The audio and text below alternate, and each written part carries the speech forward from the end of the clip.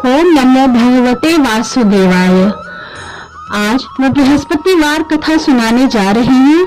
कथा को अंत तक जरूर सुनिएगा, इससे आपको बृहस्पति देव और भगवान विष्णु की कृपा प्राप्त होगी और आपका जीवन धन धान्य और खुशहाली से भर जाएगा। प्राचीन काल की बात है, एक राजा राज करता था। वह बहुत ही दानी था।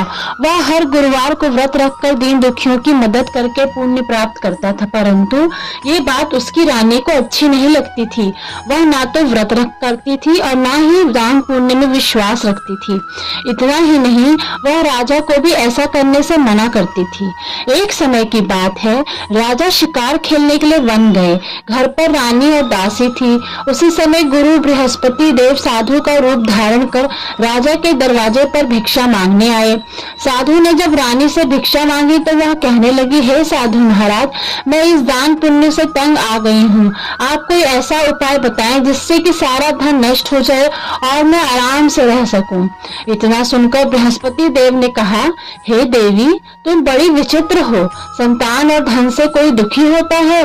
अगर अधिक धन है तो उसे शुभ कार्यों में लगाओ, कुमारी कन्याओं का विवाह करवाओ, विद्यालय बाग बगीचों का निर्माण करवाओ, जिससे तुम्हारे दोनों लोग सुधरेंगे। परंतु साधु की इन बातों से रानी को खुशी नहीं हुई। उसने कहा कि मुझे ऐसे धन की आवश्यकता नहीं है जिसे मैं दान दूं और जिसे संभालने में मेरा सारा समय नष्ट हो जाए। तब साधु ने कहा, अगर तुम्हारी ऐसी इच्छा है तो मैं जैसा तुम्हें बताता हूँ तुम वैसा ही करना।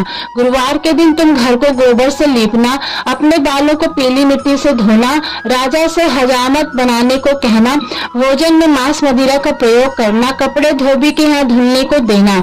इस प्रकार 7 बृहस्पतिवार करने से तुम्हारा समस्त धन नष्ट हो जाएगा। इतना कहकर साधु के रूप में बृहस्पति देव अंतर ध्यान हो गए। साधु के अनुसार वह कही बातों को पूरा करते रानी को केवल 3 बृहस्पतिवार ही बीते थे। उसके समस्त धन संपत्ति नष्ट हो गई। भोजन के लिए राजा का परिवार तरसने लगा। तब एक दिन राजा ने रानी से बोला, हे रानी, तुम यहीं रहो, मैं दूसरे देश को जाता हूँ, क्योंकि यहाँ पर सभी लोग मुझे जानते हैं, इसलिए मैं कोई छोटा कार्य नहीं कर सकता। ऐसा कहकर राजा दूसरे देश चला गया। वहाँ वह जंगल से लकड़ी काट कर लाता और शहर में बेचता। इस तरह वह जीवन यापन करने लगा। इधर राजा के प्रदेश जाते ही रानी और दासी दुखी रहने लगी। एक बार जब रानी और दासी को 7 दिन तक बिना भोजन के रहना पड़ा तो रानी ने अपनी दासी से कहा, हे दासी, पास ही के नगर में एक बहन रहती है, वह बड़ी धनवान है, तो उसके पास जा और कुछ ले आ, ताकि थोड़ी बहुत गुजर बसर हो जाए। दासी रानी की बहन के पास गई। उस दिन गुरुवार था। रानी की बहन उस समय बृहस्पतिवार व्रत की कथा सुन रही थी। दासी ने रानी की बहन को अपनी रानी का संदेश दिया, लेकिन रानी की बड़ी बहन ने उत्तर नहीं दिया। तब दासी को रानी की बहन से कोई उत्तर नहीं मिला तो वह बहुत दुखी हुई और उसे क्रोध भी आया। दासी ने वापस आकर रानी को सारी बात बता दी। ये सुनकर रानी ने अपने भाग्य को कोसा।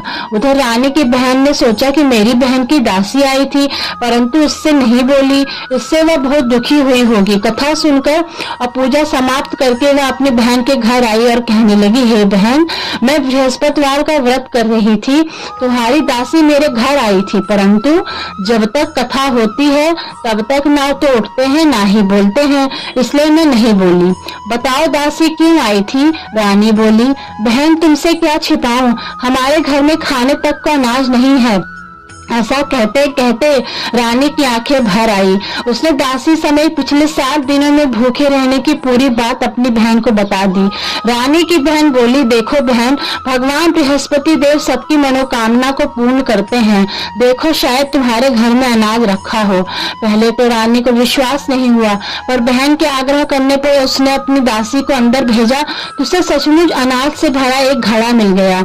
ये देखकर दासी को बड़ी हैरानी हुई। दासी रानी से कहने लगी, हे रानी, जब हमको भोजन नहीं मिलता तो हम व्रत ही तो करते हैं, इसलिए क्यों ना इनसे व्रत और कथा की विधि पूछ ली जाए ताकि हम भी व्रत कर सकें। तब रानी ने अपनी बहन से बृहस्पतिवार व्रत के बारे में पूछा। उसकी बहन ने बताया, बृहस्पतिवार व्रत में चने की दाल, मुनक्का, केले की जड़ में अर्पित करें तथा दीपक जलाएं। नक्का केले की जड़ में अर्पित करें तथा दीपक जलाएं। व्रत कथा सुने और पीला भोजन ही करें। इससे बृहस्पति देव और भगवान विष्णु प्रसन्न होते हैं। व्रत और पूजा विधि बताकर रानी की बहन अपने घर को लौट गई। 7 दिन के बाद जब गुरुवार आया तो रानी और दासी ने व्रत रखा। वह गौशाल में जाकर चना और गुड़ लेकर आई, फिर उससे केले की जड़ तथा विष्णु भगवान की पूजा की। जब पीला भोजन की चिंता को लेकर दोनों बहनें दुखी हुई, चूंकि उन्होंने व्रत रखा था इसलिए बृहस्पति देव उनसे प्रसन्न थे। वह एक साधारण व्यक्ति का रूप धारण कर 2 थाली में भोजन दासी को दे गए। भोजन पाकर दासी प्रसन्न हुई और रानी के साथ मिलकर भोजन ग्रहण किया। उसके बाद वह सभी गुरुवार को व्रत और पूजा करने लगी। बृहस्पति देव की कृपा से उनके पास फिर से धन संपत्ति आ गई, परंतु रानी फिर से पहले की तरह आलस्य करने लगी। तब दासी बोली, देखो रानी, तुम पहले भी इस प्रकार आलस्य करती थी।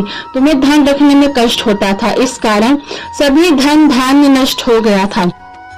अब जब बृहस्पति देव की कृपा से धन मिला है तो तुम्हें फिर से आलस्य होने लगा है। रानी को समझाते हुए दासी कहती है कि बड़ी मुसीबतों के बाद हमने ये धन पाया है, इसलिए हमें दान पुण्य करना चाहिए, भूखों को भोजन कराना चाहिए और धन को शुभ कार्यों में खर्च करना चाहिए।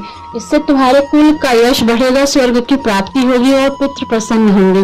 दासी की बात मानकर रानी अपना मन शुभ कार्यों में खर्च करने लगी। इससे पूरे नगर में उसका यश बढ़ने लगा। बृहस्पतिवार व्रत कथा के बाद श्रद्धा के साथ आरती की जानी चाहिए। इसके बाद प्रसाद बांटकर उसे ग्रहण करना चाहिए। जय जगदीश हरे, स्वामी जय जगदीश हरे। भक्त जनों के संकट, भक्त जनों के संकट क्षण में दूर करे।